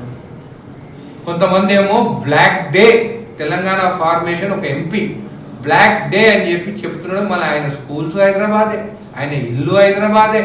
అట్లాంటి స్టేట్మెంట్లు మా పైన ఇస్తున్నారంటే తెలంగాణ వచ్చిన తర్వాత కూడా మీకు ఇంత స్వేచ్ఛ ఉంది హైదరాబాద్ అని చెప్పి కూడా నేను తెలియజేస్తున్నాను. మళ్ళీ ఇంకొక ఉద్యమం త్వరగానే మీ పైన వస్తుందని అనుకుంటున్నాను. నేను అనిరుద్ధ్ రెడ్డి చెప్పింది ఈ డ్రగ్స్ మాఫియా పైన సినీ ఫీల్డ్ వాళ్ళు ఎవ్రీ 90 days అదేవిధంగా పొలిటీషియన్స్ కూడా టెస్టులు చేసుకోవాలన్నా వద్దా? ఎందుకంటే మీ పబ్లిక్ మీరు ఓటేస్తేనే మేము ఎమ్మెల్యేలు అవుతాం. మీరు ఓటేస్తేనే గవర్నమెంట్ ఫామ్ అవుతుంది. నేను ఏం తప్పు మాట్లాడాను? మన పిల్లల భవిష్యత్తు గురించి డ్రగ్స్ ఉండొద్దు. నన్ను లాగుతున్నారు. నేను ఒక్కసారి రిక్వెస్ట్గా చెప్తాను, రెండోసారి మళ్ళీ చెప్తాను, మూడోసారి తిరగబడతాను. ఆ స్టేజ్కి తీసుకురానియకండి. మీడియా మిత్రులకు అందరికీ నేను రిక్వెస్ట్ చేస్తున్నాను, పోల్స్ పెట్టండి, మీరు ఆన్లైన్ పోల్స్ పెట్టండి, పబ్లిక్ ఒపీనియన్ తీసుకోండి, అది బయట పెట్టండి. అప్పుడు అర్థమవుతుంది ఎవరు ఏందనేది, నేను చెప్పింది కరెక్టా కాదనేది కూడా అర్థమవుతుంది. నా రిపోర్ట్ అదే మీరు డ్రగ్ టెస్ట్ కూడా చేపించుకున్నారు. నేను చేపించుకొని మాట్లాడుతున్నాను. అందరిలాగా నేను నువ్వు వస్తే నేను వస్తా, నువ్వు వస్తే నేను వస్తా అన్నట్టు కాదు. నేను చేపించుకున్నాను. ఎందుకు చేయించుకున్నానంటే ఇండియాలో, మన దేశంలో ఎవరైనా చిన్నపిల్లలు చదువుకునేటప్పుడు కానీ ఎదిగేటప్పుడు మాత్రం ముగ్గురిని చూస్తారు. ఒక స్పోర్ట్స్ మ్యాన్, క్రికెటర్ కావాలన్నా, లేకుంటే ఫుట్బాల్ ప్లేయర్ కావాలన్నా, హాకీ ప్లేయర్ కావాలన్నా ఒక ఆదర్శం పెట్టుకొని ఒక ఫ్యూచర్ గోల్ పెట్టుకుంటారు. అది కాకుంటే సినిమా యాక్టర్స్ లాగా, అది నేను యాక్టర్ కావాలి, హీరో కావాలి, ఆర్టిస్ట్ కావాలి అని చెప్పేసి, లేకుంటే ఒక పొలిటీషియన్. లాస్ట్ మేము వస్తాం. అయితే వీళ్ళని చూసి ఆదర్శంగా పిల్లలు పెరుగుతారు. నేనేమంటున్నానంటే, మేము పొలిటీషియన్గా, యాజ్ అ పొలిటీషియన్ మేము టెస్ట్ చేయించుకుంటాం. స్పోర్ట్స్ మ్యాన్కి అయితే ఎట్లా వాళ్ళు ఆడేటప్పుడు వాళ్ళకి టెస్ట్ చేస్తారు, 100% వాళ్ళకి టెస్ట్ ఉంటుంది. అది పొలిటీషియన్స్, సినిమా యాక్టర్స్ మనం అందరం టెస్ట్ చేసుకుని ఎవ్రీ 90 daysకి ఫాలికర్ టెస్ట్ చేసుకొని మనం డొమైన్లో అప్లోడ్ చేసి, ఇందో మేము టెస్ట్ చేసుకున్నాం, మేము క్లీన్. ఫస్ట్ ఏమంటే మనం ఎవరికని చెప్పంగానే, ఇప్పుడు చూడండి నేను ఏదైనా చెప్పంగానే పొలిటీషియన్ మీరు లై డిటెక్టర్ పెట్టానా మీ పైన, మీరు అబద్ధాలు చెప్పరా, మీరు ఎందుకు చేసుకోరు అని మాట్లాడతారు. అరే మేము చేసుకుంటామా, అబద్ధం చెప్తామని నెక్స్ట్ స్టెప్. అంటే లై డిటెక్టర్ కూడా పెట్టాలని ఏముంది పెట్టుకొని, నాకు ఇప్పుడు లై డిటెక్టర్ నా మీద పెట్టుకొని రాదు. నేను ఏది నిజం చెప్తాను, అబద్ధం చెప్తాను మీకే తెలుస్తుంది కదా. నేను దానికేం భయపడతలేను. అరే నేను చెప్పింది ఏంది, మనం ఆదర్శంగా ఉందాము అని అంటే డైవర్ట్ చేసి మీ పొలిటీషియన్స్ అంటే ఏందని చీప్గా మాట్లాడితే ఏం తమాషాలు పడుతున్నా? పొలిటీషియన్స్ అంటే మీరు సినిమాలు చేస్తే మీకు పైసలు వస్తాయి, మమ్మల్ని ఏమంటారు మీరు పొలిటీషియన్స్ అంతా సంపాదించుకుంటారు అంటారు. మరి నేను ఒకటే అడుగుతున్నాను, నేను ఎవరు సంపాదించుకున్నారు? మళ్ళీ ఆస్తులు కూడగొట్టుకున్న వాళ్ళ సంగతి ఏంది? వార్డు మెంబర్ నిలబడుకున్నోడు కూడా ఆస్తులు అమ్ముకోవాల్సి వస్తుంది. అట్లా కూడా ఉన్నారు. సర్పంచ్ కూడా ఎంతో మంది ఆస్తులు పోడగొట్టుకున్నారు. వాళ్ళ పాపం వాళ్ళ భార్య దగ్గర ఉన్న బంగారం కూడా అమ్ముకొని నిలబడిన వాళ్ళు చాలా మంది ఉన్నారు. పోడగొట్టుకొని రోడ్డు మీదకి వచ్చిన వాళ్ళు. అంత చీప్గా పొలిటీషియన్స్ గురించి మాట్లాడితే మాత్రము ఇంకా మర్యాద ఉండదు. ఇంకా అంటే వాళ్ళు ఏమనుకుంటున్నారు, పొలిటీషియన్స్ అంటే మేము అంతము మొత్తం దోచుకొని తింటున్నామని. అసలు దోచుకునేటోళ్ళనేమో పట్టుకోరు. మళ్ళీ మీరే ఎక్కడెక్కడనో పోయి మళ్ళీ లంచాలు ఎందుకు ఇస్తున్నారు? ఇచ్చేటోన్ని కూడా దనాలే కదా. ఎందుకు ఇస్తున్నారు లంచాలు? ఎవరైనా లంచాలు అడిగితే అక్కడనే నిలదీయవచ్చు కదా. యాంటీ కరప్షన్ స్టేట్ చేయవచ్చు కదా. మీరే పైసలు ఇచ్చి పనులు చేసుకుంటున్నారు కొంతమంది దగ్గర. మరి మీరు ఇచ్చినప్పుడు తప్పవరిది, తీసుకునేవాడిని తప్ప, ఇచ్చేవాడిని తప్ప? ఇస్తేనే పని జరుగుతుందని కొంతమంది మాట్లాడతారు. ఏమనంటే ఇమీడియట్గా ఎమ్మెల్యే పైన, సీఎం పైన మాట్లాడతారు, లేకుంటే మినిస్టర్ పైన మాట్లాడతారు. అరే మా సాక్రిఫైసెస్ మీకు ఏం తెలుసు? మీరు ఆట వేస్తే, డ్యాన్స్ వేస్తే పైసలు వస్తాయి. మీరు బయటికి పోయి పబ్లిక్ వచ్చి విజులు కొడితే దాన్ని చూపించుకొని ప్రొడ్యూసర్ల దగ్గర మీరు రేట్లు పెంచుకుంటారు. మేమేం అమ్ముకుంటలేము. మా ఆస్తులు అమ్ముకొని వచ్చినాం మేము. మా ఫ్యామిలీ మెంబర్స్ ఎక్కడైనా ఫంక్షన్స్కి పోవాలంటే కూడా, మాతో కలిసి మూవీకి పోవాలంటే కూడా మాకు టైం దొరకదు. ఊరి నుంచి ఎవరైనా ఫోన్ చేసి బాధలు ఉంటే ఇంట్లో భార్య పిల్లలని నిలిచిపెట్టి పరిగెత్తుకుంటూ పోతాం. అట్లాంటిది ఇష్టం వచ్చినట్టు పొలిటీషియన్స్ పైన మాట్లాడతారా? నేను అందరు ఎమ్మెల్యేలకు కూడా చెప్తున్నాను, ఇట్లాంటి వాళ్ళు మాట్లాడుతూ నన్ను తిరగబడి అసలు ఎమ్మెల్యేలు అంటే వీళ్ళకి అర్థమవుతలేదు. వీళ్ళకి ఎంత సాక్రిఫైస్ చేస్తే మనం వస్తాం. ఇష్టం వచ్చినట్టు మాట్లాడు. వాట్సాప్ ఏదో ఫ్రీగా దొరికిందని చెప్పి రాయడము. సినిమా యాక్టర్ అయితే ఒకరిద్దరైతే ఏదో రాస్తారు నా పైన. అరే నేను టెస్ట్ చేసుకొని ఆదర్శంగా నిలబడదాము. నేను ఒకటి అడుగుతున్నాను మిమ్మల్ని, చాలామంది పిల్లలు డ్రగ్స్ తీసుకొని చనిపోయిన వాళ్ళు చాలామంది ఉన్నారు. కానీ న్యూస్లో రాదు, పేపర్లో రాదు. ఎందుకు తెలుసా? వాళ్ళ ఫ్యామిలీ మెంబర్స్ అరే నా కొడుకు డ్రగ్స్ తీసుకొని చనిపోయిందని చెప్తే పక్కన వాళ్ళందరూ మేము ఏం ముఖం చూపి, ఎవరో తప్పు చేసిన దానికి తల్లిదండ్రులు పాపము కుళ్ళి ఏడ్చుకుంటున్నారు బయట చెప్పుకోలేక. కొంతమంది అక్కడ ఐఏఎస్ ఆఫీసర్ కూడా, నిజంగా ఐఏఎస్ ఆఫీసర్ ఈరోజు పరిస్థితి ఏంది వాళ్ళకి తెలుస్తుందా? ఇప్పుడు నేను ఉన్నాను, నా కొడుకు స్కూల్లో ఉన్నాడు, అక్కడ ఫ్రెండ్స్తో వాళ్ళు ఏం చేస్తున్నారు మాకేం తెలుస్తుంది? అంత అయిపోయిన తర్వాత మాకు తెలిస్తే యాజ్ అ ఫాదర్ ఎంత బాధ ఉంటుంది. నాకు ఒకటి తెలిసింది, నాకు చాలా బాధపడ్డా. వాళ్ళ కొడుకు టాపర్, వాళ్ళ ఫ్రెండ్స్ ఏం చేసిందంటే కలిపి డ్రగ్స్ ఇవ్వడం స్టార్ట్ చేసి, ఈయనకు కూడా అలవాటు అయిపోయింది. దాని తర్వాత ఆ ఫ్రెండ్ సడన్గా ఈయనకు డ్రగ్స్ ఇవ్వడం మానేసి, పేరెంట్స్ పాపం ఉద్యోగం చేసుకుంటున్నారు, ఫాదర్ ఒక దగ్గర, మదర్ ఒక దగ్గర. ఇంట్లో ఏం జరుగుతుంది, కొడుకు బాగా చదువుకుంటుంది కదా అని చెప్పేసి వాళ్ళ ఏం పట్టించుకోలేదు, చదువుకుంటుంది కదా మన పిల్లోడు. ప్రతి ఒక్క ఫాదర్కి మదర్కి ఎట్లుంటుంది, నా కొడుకే బెస్ట్, నా కూతురే బెస్ట్ అని ఉంటుంది మనకి. కానీ వాళ్ళ స్కూల్లో ఫ్రెండ్స్ మధ్యలో కానీ స్కూల్లో ఏం జరుగుతుంది అనేది ఎవరికి తెలియదు. అది వాళ్ళు చెప్పుకోరు కొన్నిసార్లు. అంటే మనం ఎంత ఫ్రెండ్లీ ఉన్నా కానీ కూడా భయపడతారు. ఆయన డ్రగ్స్ ఆపేస్తే ఆయన దొరకంగానే ఓవర్డోస్ చేసుకొని చనిపోయినాడు. మీరు చెప్పండి, ఆ పేరెంట్స్ గురించి చెప్పండి, దారుణంగానే ఉంటుంది పరిస్థితి. వాళ్ళ మదర్ గురించి చెప్పండి. అంత ఎదిగిన పిల్లోడు 10th క్లాస్ 11th క్లాస్ వచ్చిన తర్వాత కళ్ళ ముందే ఇట్లా డ్రగ్స్ అడిక్ట్ అయ్యి, ఎవరిది బాధ్యత? ప్రభుత్వంది కాదా? సీఎం రేవంత్ రెడ్డి గారు ఈగలు ఎందుకు తీసుకొచ్చినాడు? పదే ఎందుకు మాట్లాడుతున్నాడు? డ్రగ్స్ నుంచి దూరం ఉండని, స్పోర్ట్స్ స్కూల్స్ పెడతాను, స్పోర్ట్స్ నేర్చుకొని ఎందుకు అంటున్నారు? అది మానిపించాలని దాని దగ్గర పోతాను. అందుకని స్కూల్లో ఆ పేరెంట్స్ గురించి చెప్పండి. అరే వాళ్ళ కోసం చేసుకుందాము, ఆదర్శంగా నిలబడదామంటే సినీ ఫీల్డ్ వాళ్ళు చునకంగా చూసి కొంతమంది ఏమో నువ్వు సినీ ఫీల్డ్ వాళ్ళతో పెట్టుకున్నావా, నిన్ను గెలవనిస్తారంటే, అరే వాళ్ళు ఏంది జడ్చల ప్రజలు వేస్తే ఓటేస్తే గెలిచిన. సినీ ఫీల్డ్ వాళ్ళు ఏం చేస్తారు మీకు కానీ అంటే చెప్తున్నాను, కొంతమంది మాట్లాడుతున్నారు, అబ్బా నువ్వు వాళ్ళతో పెట్టుకుంటున్నావు, వాళ్ళు నీ సంగతి చూసంటే ఏం సంగతి చూసేది? నేను ఎవరి గురించి మాట్లాడాను? ఇలాంటి తల్లిదండ్రులకి వాళ్ళ పిల్లలు కోల్పోతుంటే చెప్పుకోలేక బాధపడుకుంటా ఏడ్చే వాళ్ళ గురించి వాళ్ళకి అండగా నిలబడాలి. మళ్ళీ ఇంకొక తల్లిదండ్రులకి ఇది కావద్దు అని చెప్పేసి అందరం కలిసి చేద్దామంటే వ్యతికారంగా మీరు లై డిటెక్టర్ టెస్ట్ చేసుకుంటారా? మీరు బయటికి వస్తారా? మీరు రాజకీయ నాయకులు ఇదాన్ని ఉల్టా మాట్లాడతారా? ఏం అందరు ఎమ్మెల్యేలాగా నేను ఎమ్మెల్యే అనుకుంటున్నారా? ఏంటి నా ఆస్తులు అమ్ముకొని వచ్చిన ఎమ్మెల్యే అయిన తర్వాత కూడా 7 ఎకరాలు అమ్ముకున్నా నేను. ఏం మాట్లాడుతున్నారు? మీరు ఏమేమి సంపాదించారో తీయమంటారా? ఎక్కడెక్కడ కొన్నారో తీయమంటారా? ఏం జరుగుతుందో నన్ను తీయమంటారా? ఎమ్మెల్యేలు ఎప్పుడు ఉండాలనేటోడు భయపడతారు. నేను కాదు, గెలిచిన ఎమ్మెల్యేకి ఒకసారి అయినా ఆ దేవుని దయ వల్ల జడ్చల ప్రజలు వాళ్ళ ఆశీర్వాదం ఉంటే మళ్ళీ అవుతాను. కానీ నిజం ఏందనేది మాట్లాడతాను. నిజం మాట్లాడినప్పుడు కాంట్రవర్సీ అంటారు. అబద్ధం మాట్లాడితే మాత్రం అబద్ధానికి అబద్ధం మాట్లాడితే గొప్పనా? నేను ఈరోజు మీ ద్వారా అడుగుతున్నాను, పబ్లిక్ పోల్ పెట్టండి. మీరు పోల్ పెట్టి ప్రజలను అడగండి. నేను ఎమ్మెల్యేగా నేను ఒక్కనే కదా చెప్తున్నాను. పోల్ పెట్టి నిజంగా సినీ యాక్టర్ వాళ్ళని చేయాలన్నా వద్దా? పబ్లిక్ వద్దు అంటే నాకు కూడా అది కాదు అనిరుద్ధ్ గారు, మీరు అధికార పార్టీ ఎమ్మెల్యే, మీకు అత్యంత సన్నిహితుడు కోమటిరెడ్డి వెంకటరెడ్డి సినిమాటోగ్రఫీ మంత్రి, మీ జిల్లాకే చెందిన ఎమ్మెల్యే రాష్ట్ర ముఖ్యమంత్రి, మీదే అధికారం, మీరు చెయ్యొచ్చు కదా. డ్రగ్ టెస్ట్ ఒక జీవో పాస్ చేయొచ్చు, చట్టం చేయొచ్చు. నేను అదే చెప్పినాను. మీరు చేసేది వాళ్ళని బ్లాక్ మెయిల్ చేసినట్టు ఫీల్ అవుతున్నారు వాళ్ళు. అనిరుద్ధ్ రెడ్డి బ్లాక్ మెయిల్ చేస్తున్నాడు అంటే తీసుకుంటున్నారా? తీసుకోవట్లేదంటారా? తీసుకోలేనప్పుడు మీరు తీసుకోవట్లేదు. నేను చెప్తున్నాను కదా, సినీ ఫీల్డ్ వారు డ్రగ్స్ తీసుకుంటలేరు, అందుకే రిపోర్ట్లు తీసి బయట పెట్టండి. శ్రీరామచంద్రుడు సీతాదేవిని అగ్ని పరీక్ష ఎందుకు చేయించిండు? దేవుడు కదా, మనం పూజించే దేవుడు కదా. ఆయన ఏమని మెసేజ్ ఇచ్చిండు? మన మీద ఆయన అబద్ధాలు కానీ ఏదైనా చెప్తే మనం ప్రూవ్ చేసుకొని మన ప్రజలకు చూపించాలనే మెసేజ్ మనకి ఇచ్చినాడు. ఇప్పుడు నేను అదే అంటున్నాను. ఇంకొకటి అనిరుద్ధ్ గారు, ఇక్కడ ఇంకొక అంశం కూడా ఉంది. డెఫినెట్గా మీరు అన్నదానికి అందరు ఎమ్మెల్యేలతో మాట్లాడి మేము రిప్రజెంటేషన్ అందరు ఎమ్మెల్యేలు కూడా నేను రిక్వెస్ట్ చేస్తున్నాను, మనం స్టాండ్ కావాలి. సీఎం గారికి మనం స్టాండ్గా నిలబడి ఇది మనం కూడా ఎమ్మెల్యేలు కానీ అందరం కానీ ఎవ్రీ 90 డేస్కి టెస్ట్ చేసుకోవాలని చెప్పి ఒక రిప్రజెంటేషన్ తయారు చేసి నెక్స్ట్ అసెంబ్లీలో రిక్వెస్ట్ చేస్తాం. ఇప్పుడు ఇంకొక విషయం, ఇక్కడ మీరు డ్రగ్ టెస్ట్ ఒకవేళ చేసినా కూడా బయట వేరే దగ్గర తీసుకుంటే డ్రగ్స్ అనేది ఇల్లీగల్ ఏం కాదు, అక్కడ తీసుకొని వస్తుంది ఇక్కడికి, అది ఇక్కడ డోపింగ్లో వస్తుంది పాజిటివ్ టెస్ట్లో, అది తప్పేలా అవుద్ది? మీరు ఎలా శిక్షిస్తారు? మీకు ఒకటి చెప్పాలన్నా, డ్రగ్స్ తీసుకునే వాళ్ళు సడన్గా మానేయలేరు.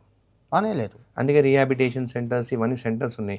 ఒకవేళ బయట దేశంలో తీసుకొని వస్తారు, మళ్ళీ 10 రోజులకు 5 రోజులకు మళ్ళీ పోతూనే ఉంటారా? అంటే 5 రోజులకు పోయి వస్తుంటారా? కాదు కదా. ఇక్కడ ఉంటే ఇమీడియట్గా మనకు తెలిసిపోతుంది. మనకి డ్రగ్ నుంచి దూరం అయితే వాళ్ళకి డెఫినెట్గా వాళ్ళకి ప్రాబ్లమ్స్ స్టార్ట్ అవుతాయి, హెల్త్ ఇష్యూస్ కానీ లేకుంటే సైకలాజికల్ ఇష్యూస్ డెఫినెట్గా తెలుస్తుంది.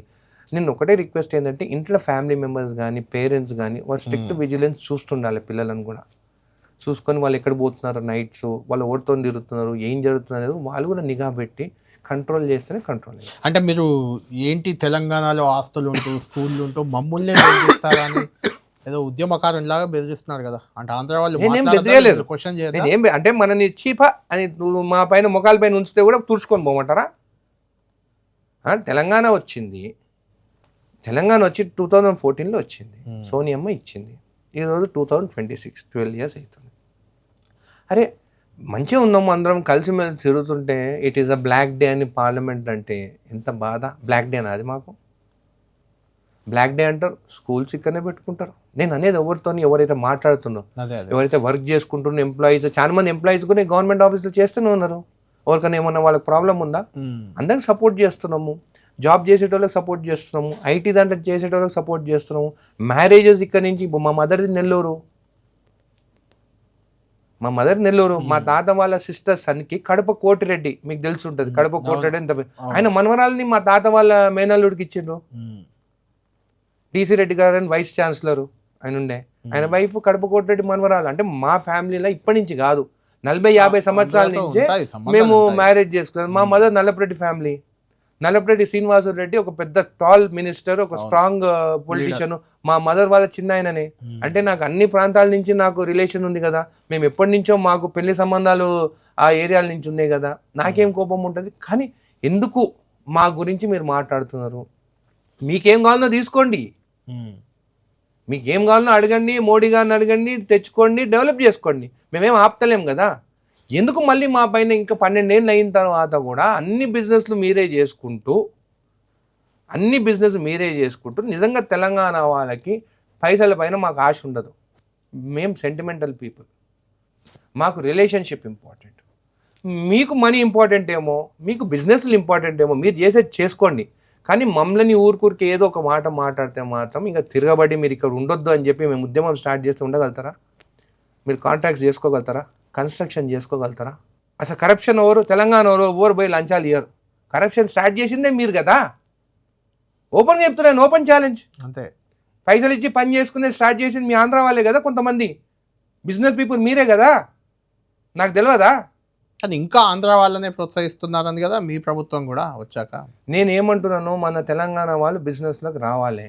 మనం ఏమంటే మనం కూల్ మైండెడ్, హ్యాపీగా ఉండాలి, 10 మందితో ఉండాలి, దావతులు చేసుకోవాలి, హ్యాపీగా ఉండాలి అని. అంటే బిజినెస్ ఆలోచన, పైసలే ప్రాధాన్యం అని చెప్పి చేసేటోళ్ళు తెలంగాణలో ఎక్కువ మంది లేరు.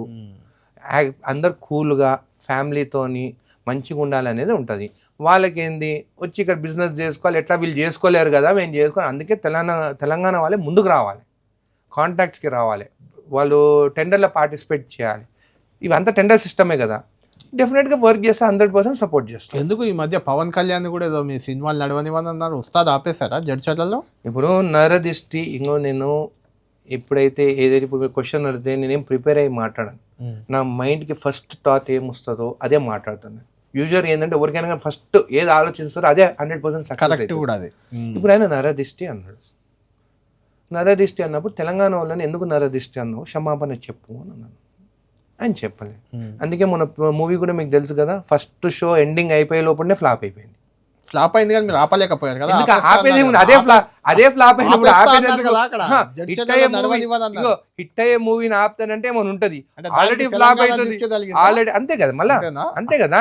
లేకుంటే నిజంగా ఆయన వచ్చి క్షమాపణ చెప్పుంటే తెలంగాణ వాళ్ళు అందరూ పోయి 2వ చూసి పిక్చర్ బాగాలేకున్నా కానీ హిట్ చేస్తున్నాయి. ఆయన నరేష్ అన్నకపోతే ఎవరికి ఇంట్రెస్ట్ కూడా రాలేదు. అరే ఈరోజు తెలంగాణలో ఆయన వారానికి ఇక్కడనే ఉంటే కూడా మా పోలీసు వాళ్ళు ప్రొటెక్షన్ ఇస్తున్నారు ఆయనకి. అక్కడ ఉండొచ్చు కదా, విజయవాడలో ఉండొచ్చు కదా, ఏం పని హైదరాబాద్లో? అక్కడ డిప్యూటీ సీఎం ఉన్నప్పుడు అక్కడ ఉండాలి కదా. వాళ్ళ పాపం ఆయన గెలిపించి total I think 27 out of 27 21 అవ్వాలి. ఓకే, 21 out of 21 వాళ్ళు గెలుస్తున్నారు. మళ్ళీ అక్కడ ఉండాలి కదా, విజయవాడలో ఉండి అక్కడ అన్ని ప్రాంతాలు తిరగాలి కదా. ఎందుకు హైదరాబాద్లో ఎందుకు ఉంటున్నావు? శాలరీ అక్కడ తీసుకుంటున్నావు, ప్రభుత్వం ఏమో అక్కడ, ఉండేదేమో ఇక్కడ. అంటే నేనేం విమర్శన ఇస్తలేను. ఇప్పుడు నన్ను కూడా అంటారు జడ్చర్లలో, నువ్వు జడ్చర్లలో ఉండాలి కదా అని చెప్పేసి. నేను మార్నింగ్ బై నైట్కి నేను హైదరాబాద్కి వస్తాను, ఎందుకంటే 80 kilometers కదా అని చెప్పేసి. అవసరం ఉన్నప్పుడు నేను అక్కడనే ఉంటాను. నాకేంది, తెలంగాణ మేము ఎక్కడ ఉండవచ్చు ఎమ్మెల్యేలు, కానీ మేము తెలంగాణలో ఉన్నాం, జడ్చర్లకు అందుబాటులో ఉన్నాము. ఎంత 1 hour, కానీ వీళ్ళు 400-500 kilometers దూరం ఉంటున్నారు కదా. అంటే పవన్ కళ్యాణ్ నటుడు కూడా కదా, సినిమా షూటింగ్ ఏమైనా ఉండని, నేను ఎవరు ప్రజలు ఎక్కడ ఉంటాయి కదా. Where are you from? మీ డిప్యూటీ సీఎం ఎక్కడ? నువ్వు మినిస్టర్లు ఉండి మీ రాజధానిలో ఉండాలి. మా మినిస్టర్లు అంతా రాజధానిలో ఉంటారు, లేకుంటే కాన్స్టిట్యున్సీలో ఉంటారు. పోయి చెన్నైలో ఉండరు, బెంగళూరులో ఉండరు కదా. అంటే ఆంధ్రప్రదేశ్ పాలకులు ఎవరు ఇక్కడ ఉండొద్దు అంటారు. నేను ఉండొద్దు అని అంటలేను, రెస్పాన్సిబిలిటీ. నేను జడ్చర్లకు ఒకవేళ ఉన్నా కానీ పనుకునే టైం నైట్ 10 అయినా 11 అయినా రిటర్న్ వస్తాను. నేనైనా కానీ పాత ఎమ్మెల్యే కూడా అంతే, మేము వస్తాం కానీ మేము అందుబాటులో ఉంటాం, అవసరం ఉంటే అక్కడ పండుకుంటాం. మేము కానీ ఇట్లా ఒక రోజు పోయి వచ్చి 5 రోజులు వేరే స్టేట్లో ఉన్నాం కదా మేము. ఓకే, ఎందుకు అనిరుద్ గారు సరే ఆంధ్ర వాళ్ళను ఆ రకంగా టార్గెట్ చేశారా, మాట్లాడారా? ఓకే, తెలంగాణలో కూడా ఒక మంత్రిని ఆ మధ్య టార్గెట్ చేశారు, 4 ఎమ్మెల్యేలు కలిసి కోర్టులో కేసు వేశారు ఏదో ఒక ల్యాండ్ ఇష్యూలో. నేను మంత్రి పైన కేసు వేయలేదు, ల్యాండ్ పైన వంశీరామ్ మ్యాన్హాటన్, అది మూమాటికి గవర్నమెంట్ భూమి, పిల్లు వేసినాము. నేను ఇంకా 3 ఎమ్మెల్యేలతో కలిసి దాంట్లో ఎన్ఎం శ్రీనివాస్ రెడ్డి గారు ఉన్నారు, మురళీ నాయక్ గారు ఉన్నాడు, మన రాజేష్ అన్న నాయకన్న ఎమ్మెల్యే ఉన్నారు. అది గవర్నమెంట్ భూమి. గత ప్రభుత్వంలో పర్మిషన్ ఇచ్చినారు. ఒకసారి పర్మిషన్ ఇచ్చిన తర్వాత నేను కోర్టుకు పోయి కోర్టు నుంచి డైరెక్షన్స్ కోసం కోర్టుకు పోవాలి. ఎందుకు గత ప్రభుత్వంలో పర్మిషన్ ఇచ్చిన వాటిని ఈ ప్రభుత్వం చాలా రద్దు చేస్తుంది, చాలా వెనక్కి తీసుకుంటుంది? అవన్నీ నాకు తెలియదు. అటు ఎందుకు మీరు 4 ఎమ్మెల్యేలే కదా, మీరు అధికార పార్టీ ఎమ్మెల్యేలు కదా, బ్లాక్ మెయిల్ చేస్తున్నారా ఆ కంపెనీలో?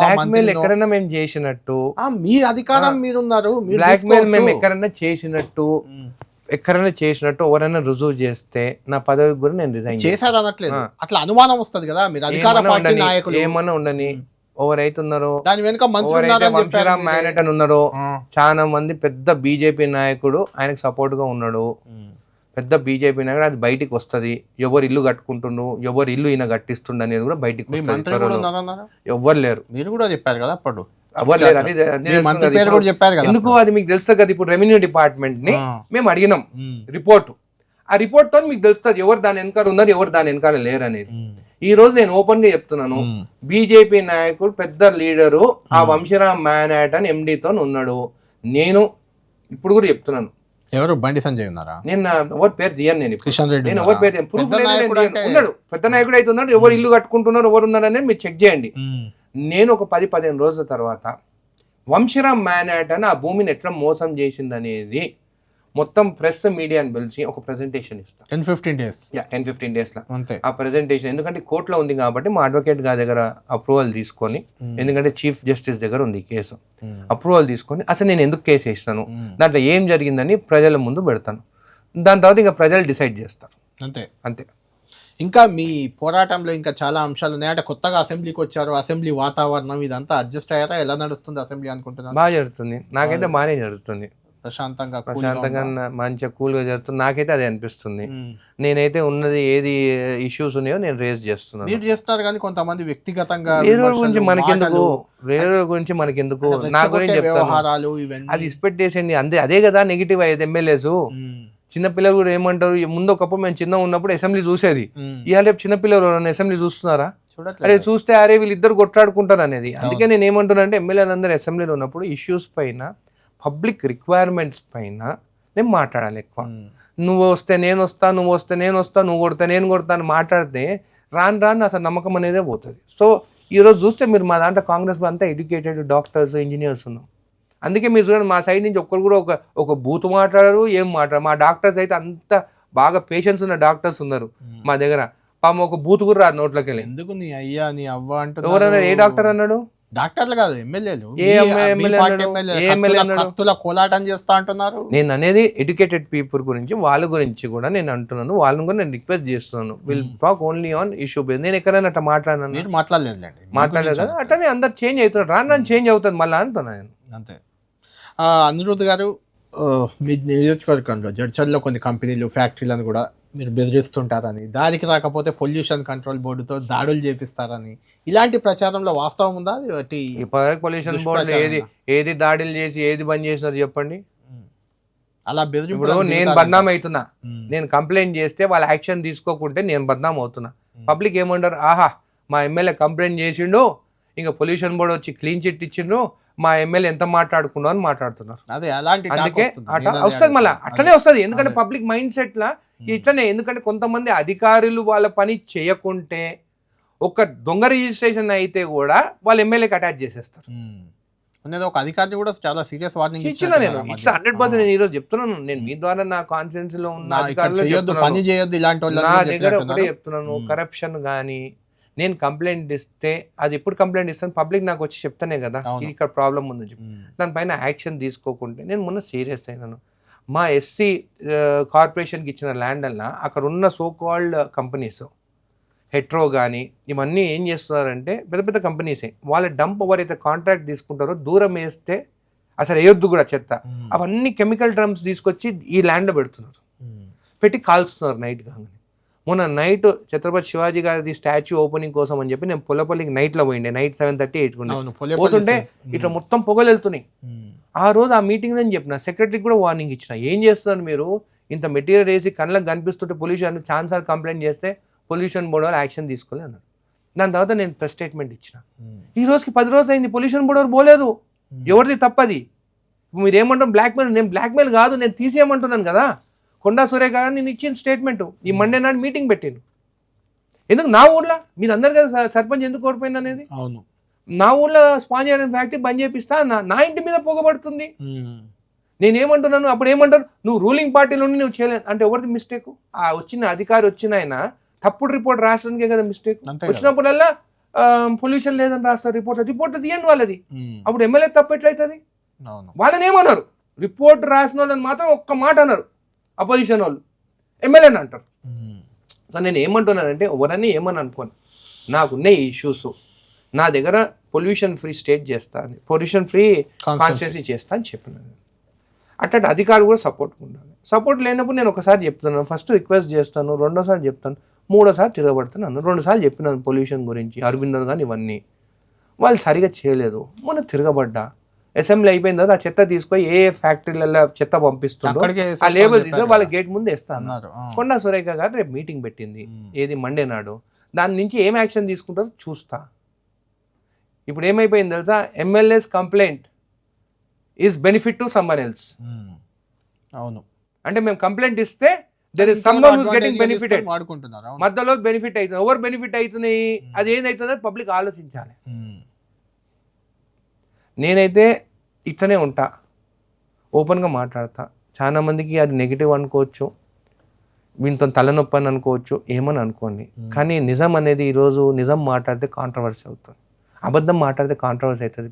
కొంతమందికి అబద్ధం మాట్లాడితేనే నచ్చుతుంది, సైలెంట్ ఉంటే ఇంకా మంచిది. నువ్వు మాట్లాడద్దు, నోరు మూసుకొని ఉండాలి. మరి డెమోక్రసీ ఎక్కడ పోయింది, ఫ్రీడమ్ ఆఫ్ స్పీచ్ ఎక్కడ పోయింది? ఏంటి అనిరుద్ధ్ గారి టార్గెట్ ఏంటి? నెక్స్ట్ ఎమ్మెల్యే అయ్యారు, వాట్ నెక్స్ట్ అంటే ఏం చెప్తారు? జడ్చల ప్రజలకు చెప్పినాను నేను, ఇంకా 2-3 సార్లు గెలిపియండి, కాంగ్రెస్ పార్టీలు ఎవరైనా కావచ్చు, మా సీఎం గారు నెక్స్ట్ ఇంకా 8 years ఉంటా అన్నారు, ముఖ్యమంత్రి అయితే అని కూడా అన్నారు. ఇది కాంగ్రెస్ పార్టీ అంటే నాకు గుర్తుందంత వరకు రేవంత్ రెడ్డి గారు కూడా ఒక 10-15 ఏళ్ల కింద నుంచే నేను సీఎం అయితా అని చెప్పేవాళ్ళు అప్పుడు మాకు. అంటే నేనేమన్నాను, నేనైతా అని అనలేదు, నేను ఏమన్నాను, నాలాగా మీరు మళ్ళా ఎస్సీ ఎస్టీ బీసీ అందరినీ 3 సార్లు గెలిపోయింది కాంగ్రెస్ పార్టీ. సీఎం కావాలని టార్గెట్ ఎవరికైనా ఉంటది కదా. కరప్షన్ ఫ్రీ స్టేట్ చేయాలని ఉంది నాకు, కరప్షన్ లేకుండా రన్ చేయాలని ఉంది. తెలంగాణ భారతీయుడు కమలాసన్ భారతీయుడు ఏమని ఉండని చేయాలని ఉంది, నిజాయితీగా పనిచేయాలని ఉన్నది, ఒక రోల్ మోడల్ గా చేయాలని ఉంది స్టేట్. రాజండి మా సీఎం గారు కూడా నేను చెప్తాను, మా సీఎం గారు కూడా చేయగలుగుతాడు, చేస్తాడు. అయితే నేను చెప్పేది ఏంటంటే కాంగ్రెస్ పార్టీలో ఎవరికైనా ఛాన్స్ వస్తుంది. మా సీఎం గారు నెక్స్ట్ 8 years ఉంటారు, మళ్ళీ దాని తర్వాత కూడా ఆయన ఉండాలంటే ఆయననే ఉండగలుగుతాడు. అదంతా పబ్లిక్ విల్ డిసైడ్ ఎవరు అవుతారు ఏందనేది. ఈ రోజు ఆయన సీఎం, మళ్ళీ గవర్నమెంట్ వస్తుందా 100%. Next government 100%. ఎందుకంటే మీరు ఇచ్చిన 6 గ్యారెంటీలు మీ హామీలు ఇవి నెరవేర్చట్లేదు పెద్దగా అనేది ప్రజల్లో వ్యతిరేకత వచ్చింది అనేది ఒకటి. ఇంక్లూడింగ్ జడ్చర్లలో కూడా ఇందిరమ్మ ఇల్లు ఒక్కరికి కూడా ఇవ్వలేదు అంటున్నారు మీరు. జడ్చర్లలో ఇందిరమ్మ ఇల్లు 2800 houses అవుట్ ఆఫ్ 3500 కొంతమంది ఇంద్రమైలు వాళ్ళు ఎక్కడ ఇచ్చారు? డబుల్ బెడ్రూమ్ ఇల్లు వాళ్ళు ఇచ్చిన ఎట్టునే చూడండి ఒకసారి. కంప్లీట్ కాలేదు, ఖాళీ చేయించారు. నేను చెప్తున్నాను జడ్చర్ల డబుల్ బెడ్రూమ్ ఇల్లు ఎవరికి ఇవ్వాలి? జడ్చర్లకి ఇవ్వాలా లేకుంటే వనపర్తి నాగర్ కర్నూలు వాళ్ళకి ఇవ్వమంటారా? జడ్చర్లకే కదా.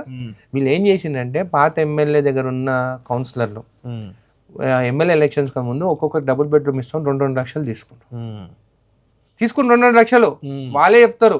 ఇవన్నీ బయట పడతలేరు వాళ్ళు, ఇది ఓపెన్ అయిన తర్వాత ఏం చేసి నేను గెలవంగానే అంటే కౌంటింగ్ స్టార్ట్ అయ్యి నేను గెలవంగానే నెక్స్ట్ డేనే వీళ్ళందరూ వచ్చి 2 లక్షలు మమ్మల్ని నడుతారని చెప్పేసి మీరు పోయి ఇళ్ళలో ఉండని అని చెప్పేసి కబ్జా చేయించి చేసిన దాంట్లో 180 మంది 200 మంది వాళ్ళకి ఆల్రెడీ ఇండ్లు ఉన్నాయి. వాళ్ళు అసలు వాళ్ళకి ఇండ్లే రావు, వాళ్ళకి శాంక్షన్ కావు, ఇన్ఎలిజిబుల్ వాళ్ళు కబ్జాలు ఉన్నారు. ఏమనంటే పాత ఎమ్మెల్యే అన్నాడంటే అరే ఆ ఎమ్మెల్యే వస్తే పెట్రోల్ పోసుకొని తగలబెట్టుకొని అన్నాడంట. ఇంకా ఏం చేయాలి చెప్పు, ఇట్లున్నారు పొలిటీషియన్స్, చనిపోమంటున్నారు. నేను అందుకే లీగల్గా కలెక్టర్కే చెప్పి జెన్యున్ ఎవరు ఉన్నారు సరే దాంట్లో 60-70 మంది జెన్యున్ నిజంగా లేని వాళ్ళు ఉంటే వాళ్ళకి ఓకే ఇచ్చేసేయండి. ఎవరైతే ఇన్ఎలిజిబుల్ ఉన్నారో జెన్యున్ కాదో వాళ్ళని వికెట్ చేయాల్సింది. ఇప్పుడు గవర్నమెంట్ డబుల్ బెడ్రూమ్ వచ్చి నువ్వు కబ్జా చేస్తామంటే తప్ప కాదా? అవును. మేము అలాట్ చేసిన తర్వాత మీరు తీసుకోండి, నాకేం అక్కడ అదేం లేదు నాకు. కానీ ఇన్ఎలిజిబుల్ వాళ్ళతోని 2 లక్షల రూపాయలు తీసుకొని నేను గెలవంగానే పోయి కబ్జా పెట్టియడము ఎంతవరకు కరెక్ట్ చెప్పు? అనిరుద్ధ్ గారు ఇప్పుడు పక్కా తెలంగాణ వాదిలాగా తెలంగాణలో మాపై డామినేట్ చేస్తారా అంటూ ఈ మధ్య మీరు వచ్చిన వాయిస్ అది. మరి అటువంటి అనిరుద్ధ్ రెడ్డి ఎందుకు అంటే తెలంగాణ ఉద్యమం చాలా పీక్గా ఉన్నప్పుడు తెలంగాణ వ్యతిరేక పార్టీగా ప్రచారంలో ఉన్న వైసీపీలో చేరారంటే ఏం చెప్తారు?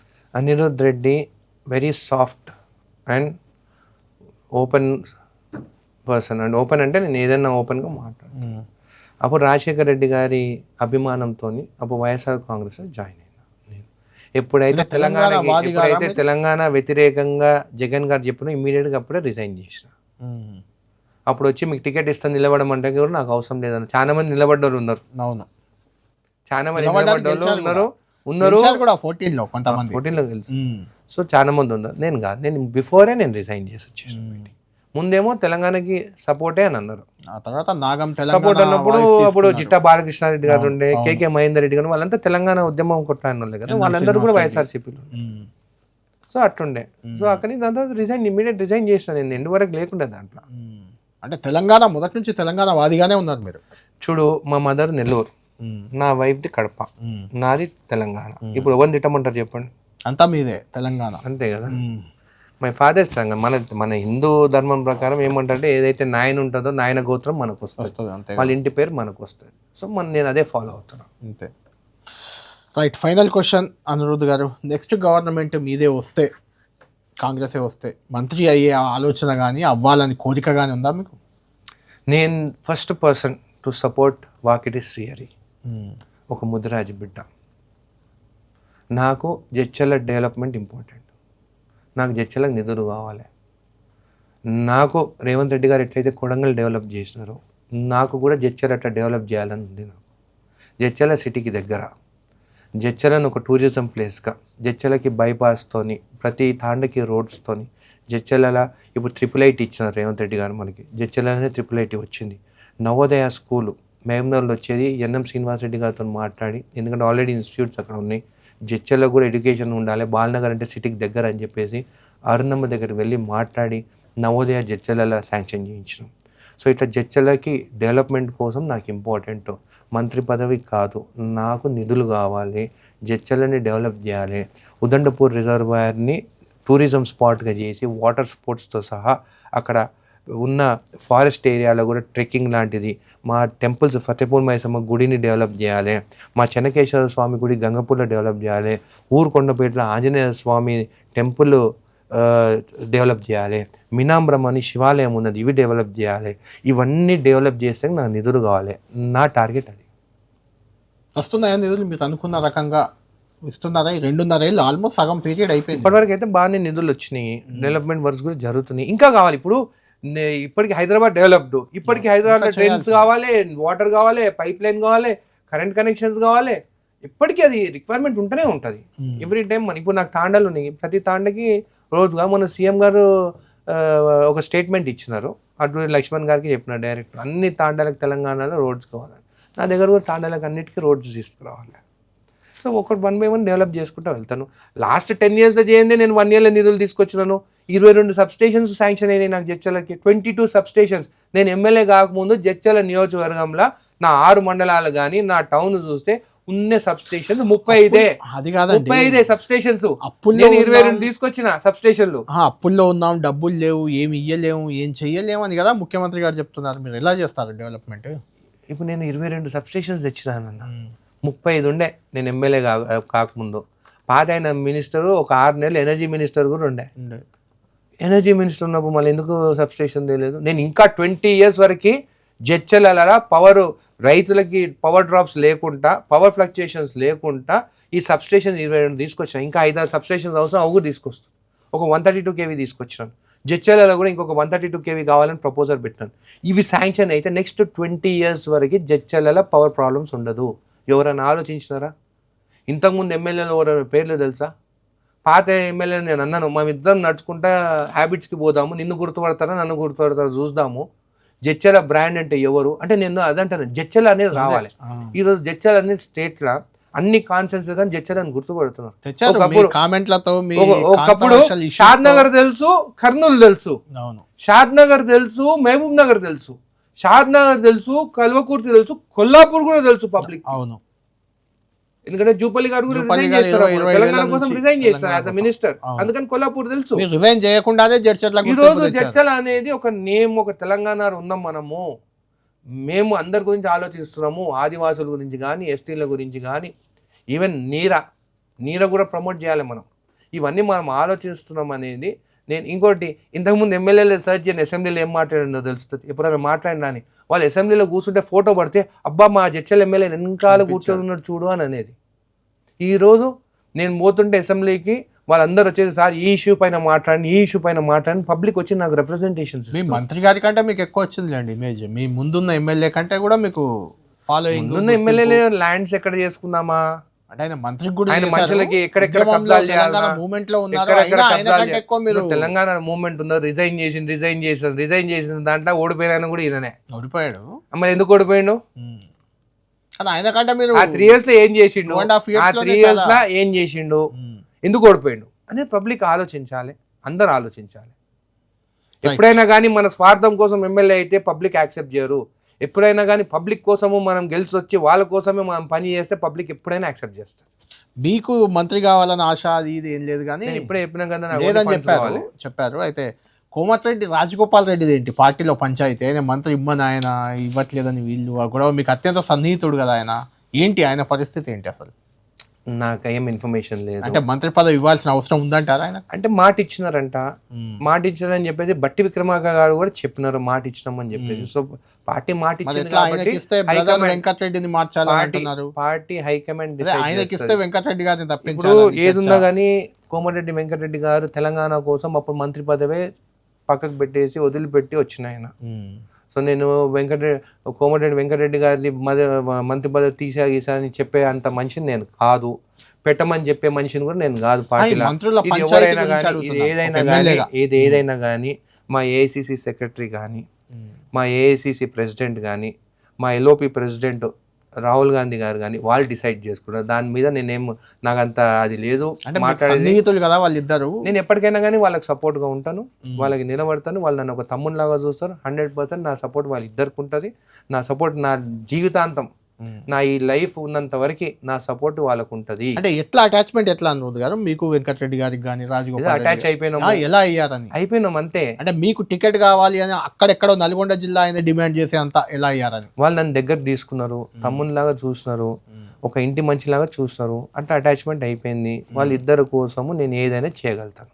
మీకు తెలంగాణలో ఇప్పుడున్న రాజకీయ నాయకుల్లో అత్యంత సన్నిహితులు అంటే వాళ్ళే అది అందరికి తెలుసు కదా, అది ఓపెన్ సీక్రెట్. అది సీఎం గారే అంటారు, మీ అన్న వెంకన్న ఎక్కడ ఉన్నాడని అడుగుతారు. సీఎం గారితో కూడా అప్పుడు గొడవ పడ్డారని కదా? గొడవ ఏమనలేదు. ఎవరైతే కెపబుల్ ఉంటుందో వాళ్ళకి ఏఐసిసి నిర్ణయించి టికెట్ ఇచ్చిండు, వాళ్ళు రికమెండ్ చేసి అందరు రికమెండ్ చేయాల్సి వస్తుంది. అందరు రికమెండ్ చేసాం. ఉత్తమ్ కుమార్ రెడ్డి గారు రికమెండ్ చేసారు, బట్టి విక్రమార్క గారు కూడా రికమెండ్ చేసినారు, అందరు రికమెండ్ చేస్తారు. ఎవరు అక్కడ గెలిచే క్యాండిడేట్ అనేది సర్వే చేస్తే ఆ సర్వే ప్రకారం వీళ్ళందరూ రికమెండ్ చేస్తారు.